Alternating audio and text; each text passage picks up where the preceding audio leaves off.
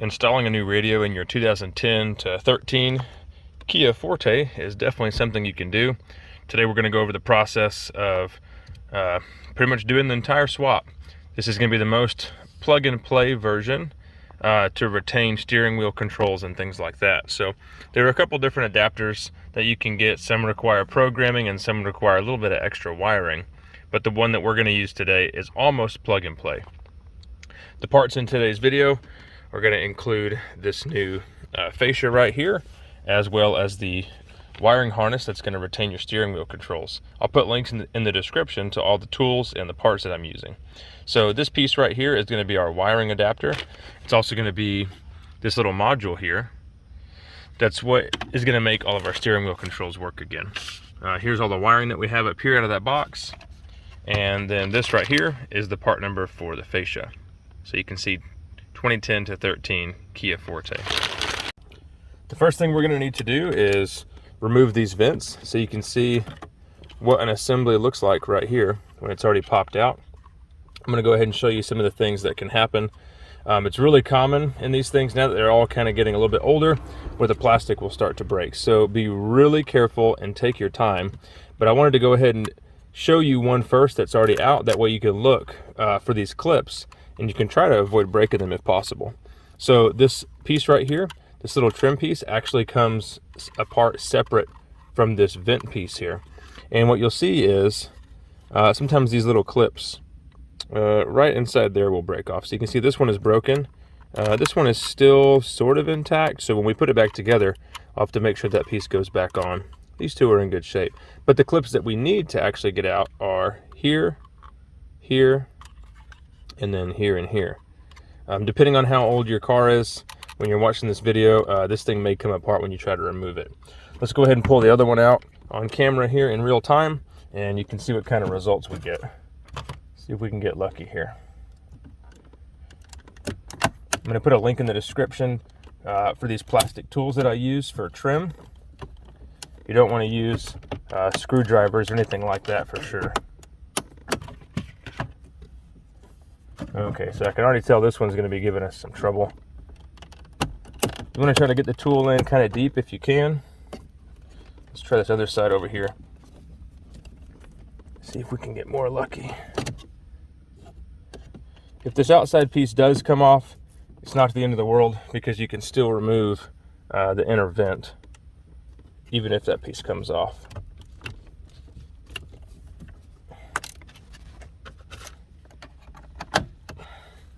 Yeah, it looks like we're going to have to do that. So looks like this outer piece is going to come off first. Just be careful with it and do it slow.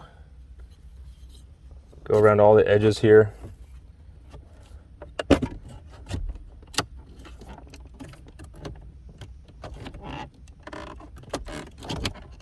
There we go. We got the whole thing out. Okay, so here's the vent. Looks like this trim just barely separated from the vent there, so we were able to get it out just like I showed right here actually. So we started from the top. This piece came off a little bit, but what really helped us was actually prying here from the bottom, because that got these two main clips out.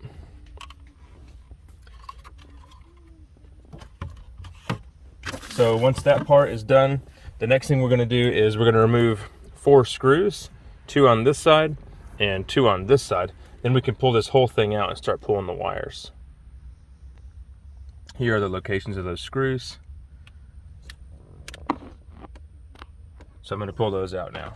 Once our vents and screws are out, now we've got to pull this entire assembly out. So it's just held in by clips at this point. You can go ahead and take a look at your new trim bezel here and go ahead and identify where all your clips are at. That will give you an idea of where you need to pry with your tool to avoid breaking anything. So we're going to try to target these areas if we do have to use the trim tool. I'm going to start up top here first. You know what, actually I can see what I'm just going to pull on it here.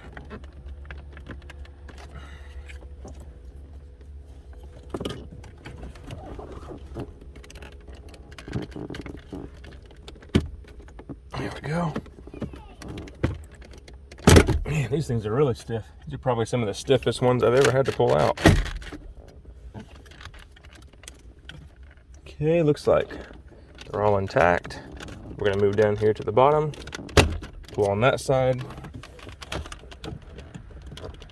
and pull on that side. So taking note of where the clips are is a good thing that will help you possibly avoid breaking things. I guess we're not too worried about breaking this bezel. We're more worried about breaking the mounting spots that they're go to back there.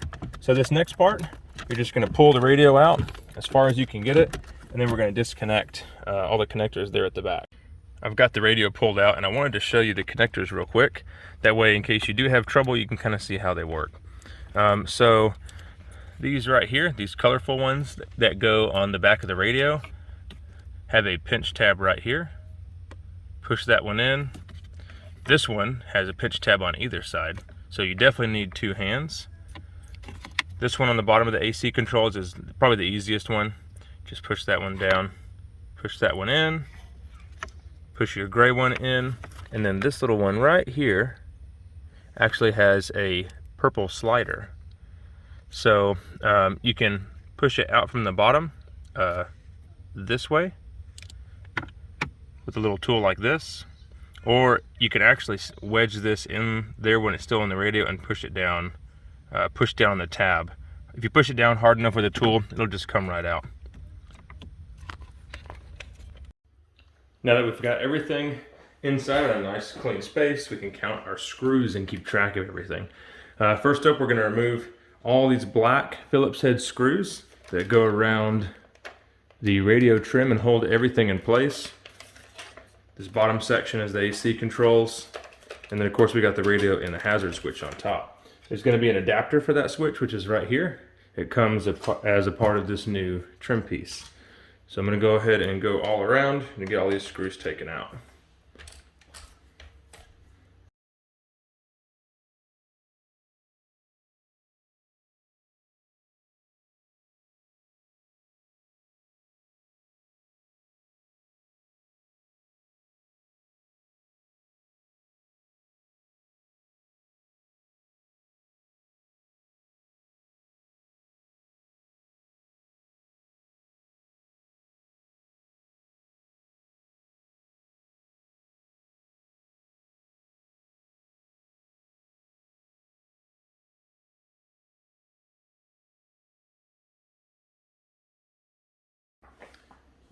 Now that we've got everything ready to go, pulled out of the old trim, we're going to start with the hazard switch. So with the hazard switch, the way I pulled it out was with all the screws, and we're left with this outside piece that we're not going to use.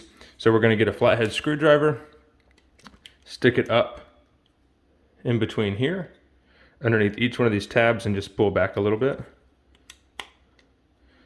So we have those two on top, then we can do these two down here in the bottom.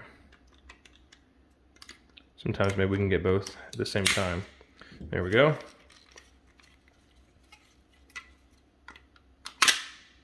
All right, so this piece we're no longer going to use. And we've got to remove the hazard switch from another bezel inside here. You're going to push down on tabs and right here and right there. So push down on those while you push forward. So we're going to grab this. We want to push this out of the bezel. So I'm going to pinch these two tabs here, push that out just like that.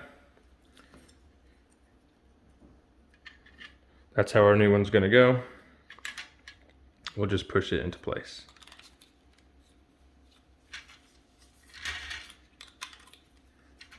Make sure we've got everything oriented correctly. Just like this. So your triangle point is going to be facing up. Push it into place and it's ready to go. And we can get all the screws installed for the hazard switch. Next up, we're going to install these little wings right here. One is marked left, one is marked right. So right hand side, going to be on the passenger side when it's installed. For this, we're going to use just the factory screws that we pulled out from the radio.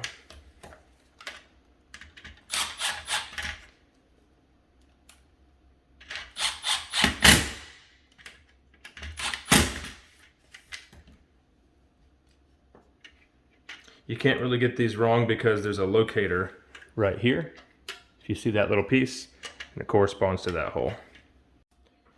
The radio that we're going to use today is a Apple CarPlay Android Auto compatible Alpine unit. This one is also wired for backup camera and USB, all kinds of good stuff. I'll put a link in the description for this radio. It's actually a really good unit.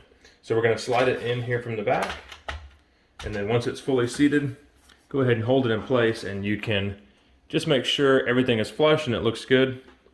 Depending on what kind of radio you have, this is the part where you may have to do some trimming, so you can get the radio to sit where you want it to be. At this point, we can go in and go ahead and put our screws in to actually hold the radio in place.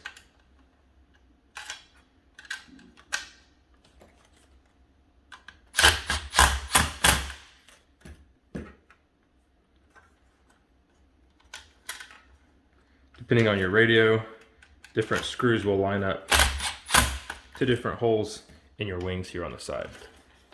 Just make sure you do them evenly, and you don't have the radio sitting at an angle.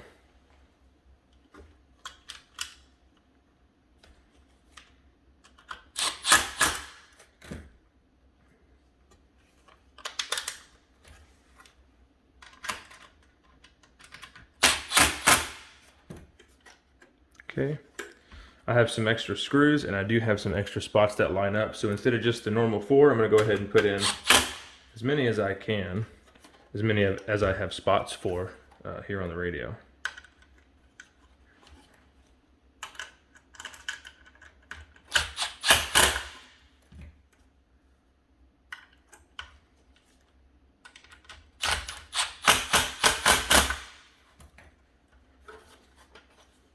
So now that the radio's in, we'll go ahead and put the AC parts in.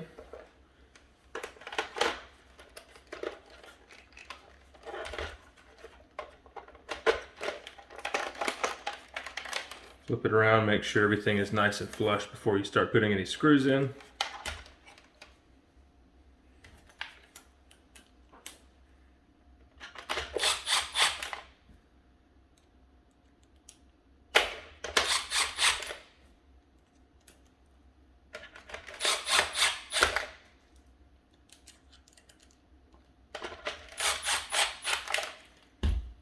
Then we can double check our work, make sure everything's nice and solid.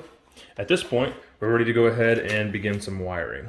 What we're going to do is we're going to connect the radio wiring harness to the adapter harness right here. It's going to be pretty much color for color. Everything is going to be the same, so just go ahead and strip all these back for your radio, and then just connect it to your adapter wiring harness right here. So that is it. I'm going to go ahead and spend some time doing that. For this specific one, I'm not going to be using pink, but I'm going to be using everything else. So we're going to go through, and I'm going to use butt splices. I ran out of the heat shrink that I normally use. Normally you would solder all these wires, but you can use these butt splices. The correct size is going to be red if you're using butt splices. So just go in, connect all those, and then after that you can connect your adapter module right here. So your instructions are going to come pretty well in, like, they're going to be able to tell you what to do depending on what vehicle you have and what radio you have. We've got our radio and everything outside back in the car. Now all we've got to do is connect things and put it back together. So the first thing we've got to do is connect this harness that we made inside.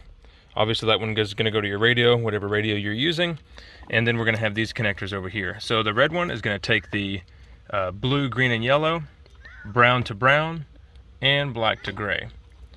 These wires aren't going to go to anything in our use. And then for the antenna, we're just going to hook up this one right here. So this wiring harness comes with a splitter. We're not going to be using this side, which used to go here. We're going to just discard that, stick it over there for now, and plug in this one. Make sure you have this switch up here ready for your hazards. And then we have our 2 down here for the AC, and then we're just going to put it in. I'm going to have a separate video on how to make an Alpine radio work with your Kia. There's a little bit of a different thing that you've got to do because the Alpine has a parking brake safety on it, which won't let you get into any of your settings to connect your phone, do CarPlay, or anything like that. This isn't necessarily a safety bypass, but it lets you be able to use an Alpine in your Kia and get to your settings that you need to. It's going to involve installing a relay or buying an extra part. We're ready to install the mic.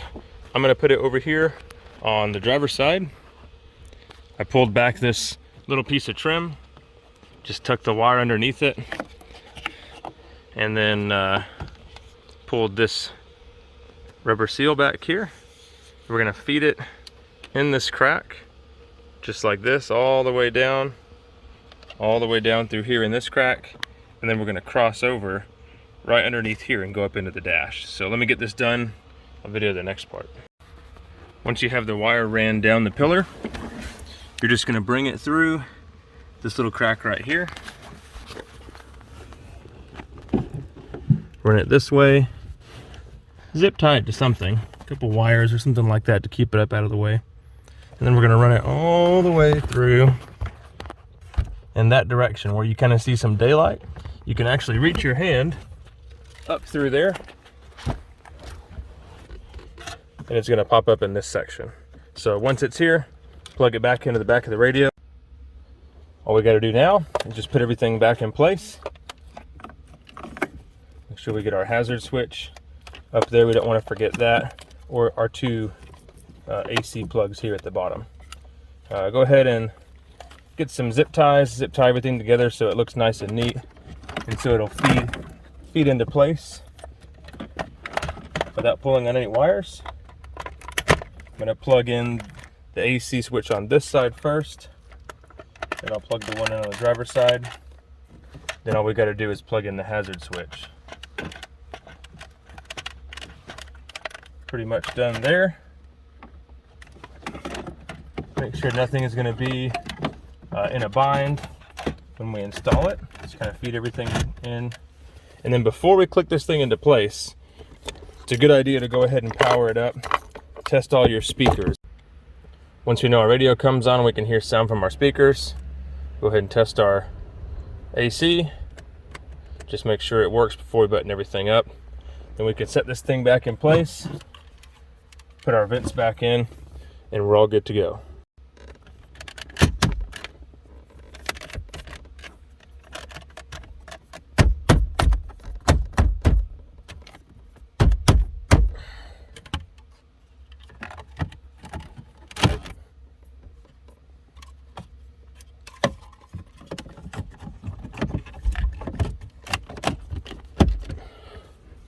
All right, so that is it.